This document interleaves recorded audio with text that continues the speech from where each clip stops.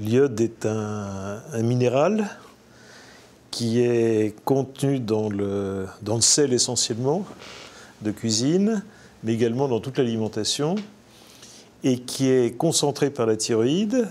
La thyroïde a besoin d'iode et concentre l'iode de manière très efficace. En cas d'accident de centrale nucléaire, il peut y avoir relargage dans l'atmosphère de grandes quantités d'iode radioactif. Et l'iode radioactif, notamment le célèbre iode 131, est concentré comme l'iode stable, naturel, par la thyroïde. La thyroïde qui concentre l'iode de manière très efficace va ainsi être irradiée par l'iode radioactif. On peut protéger la thyroïde et éviter son irradiation en donnant de grandes quantités d'iode stable sous la forme d'iodure de potassium. Et cet iodure de potassium va empêcher l'iode radioactif d'entrer dans la thyroïde et ainsi empêcher que la thyroïde ne soit irradiée.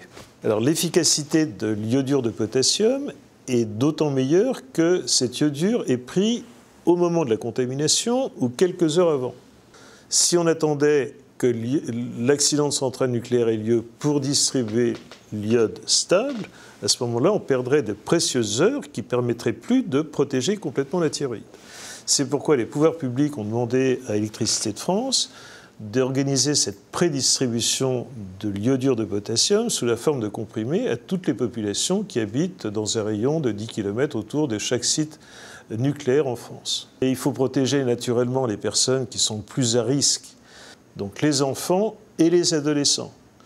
Donc on estime que plus la personne est jeune au moment d'une irradiation de la thyroïde, et plus elle est à risque de développer par la suite un cancer de la thyroïde.